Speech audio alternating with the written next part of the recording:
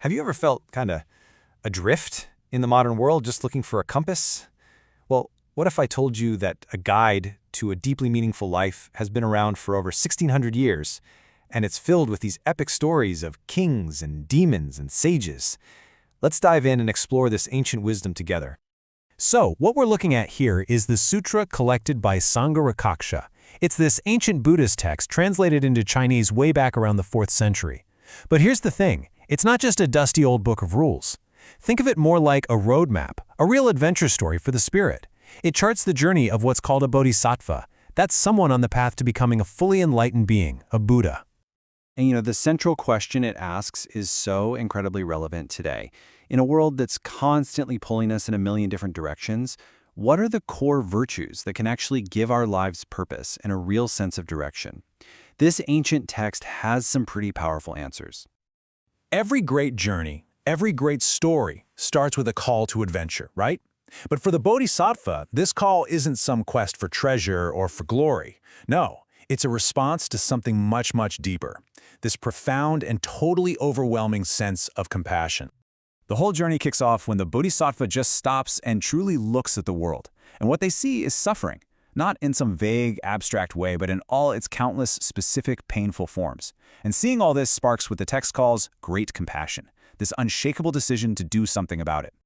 They see all of us, bound by the chains of desire and attachment, constantly chasing after things that can never, ever bring us lasting happiness.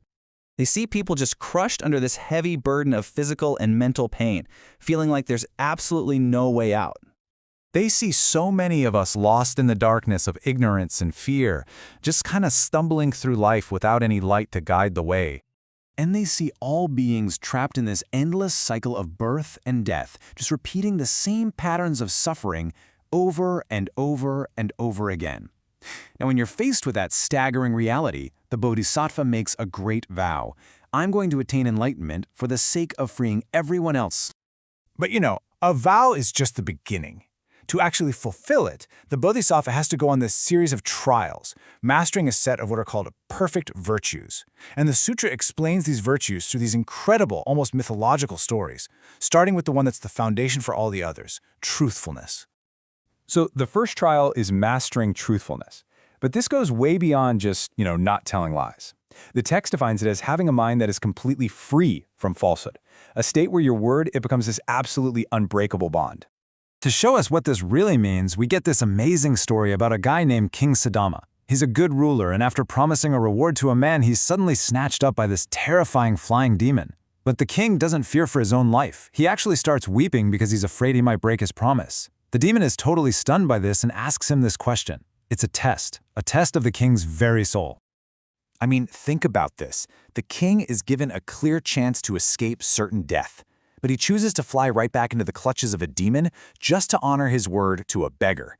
This level of truthfulness is so powerful that the demon, seeing the king actually return, is completely transformed. He just abandons his plan to kill him and vows to follow the king's righteous path instead. The next virtue on the list is forbearance, or patience. But let me tell you, this is patience on an almost superhuman level.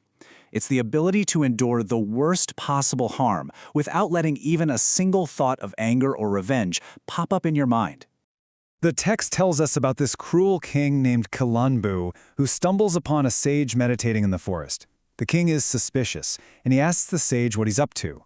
When the sage says he's practicing forbearance, the king decides, okay, let's put that to the ultimate test. So the king brutally mutilates the sage, cutting off his hands and his feet, asking him each time if he still practices forbearance. And the sage's mind stays completely calm, totally undisturbed. But then he does something that is just truly astonishing. As he's lying there bleeding out, his only wish is that the king who just tortured him doesn't suffer any negative consequences for his actions. In his final moments, his concern is for his attacker, not for himself. And that just flows perfectly into the third virtue, which combines this deep compassion with a profound sense of gratitude. It's really about recognizing how interconnected we all are and feeling this powerful desire to repay the kindness we've received, especially from our parents. This is shown through the story of a magnificent white elephant who is a past life of the Bodhisattva who gets captured by a hunter. In captivity, the elephant just refuses all food and starts to starve himself. He's not angry, he's not scared, he's heartbroken. Why? Because he knows his blind mother is all alone in the forest with no one to bring her fruit and water. His love and his gratitude are so deep that he would rather die than neglect his mother. And this pure heart actually moves the hunter to set him free. So, what happens when someone finally perfects these virtues over countless lifetimes of practice? They achieve the ultimate boon of the entire journey. They become a Buddha, an enlightened one, whose inner qualities start to manifest in the world in these extraordinary ways. The sutra describes the physical marks of a Buddha not as just some random features, but as the living embodiment of his virtues. For instance, the wheel mark on the soles of his feet symbolizes his destiny to travel absolutely everywhere, turning the wheel of the Dharma, which means teaching the path to liberation for all of us. His voice is said to be so gentle and clear that every single person can hear and understand his healing words.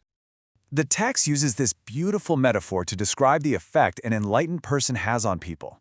Their very presence is said to radiate a peace and a compassion that brings joy and clarity to everyone they meet, just like the calming light of a full moon in a clear night sky. Now I know, this all might sound like ancient myth, but the final stage of any great journey is to bring the treasure, the wisdom, back home and share it. So what's the elixir from this 1600-year-old story that we can bring into our lives today? Well, the elixir is these 4 timeless virtues, and they really work together like a kind of inner compass. The journey begins with compassion, the simple choice to care. It's held up by truthfulness, the integrity to act on that care. It's tested by forbearance, the strength to keep going without anger. And it's all rooted in gratitude, the wisdom that reminds us we are all connected. You see, these aren't just abstract ideals from long ago. They are a practical guide, a way to navigate the complexities of life with purpose and with grace. So the question I want to leave you with is this. As you continue on your own journey, which one of these ancient virtues feels most like the compass you need right now?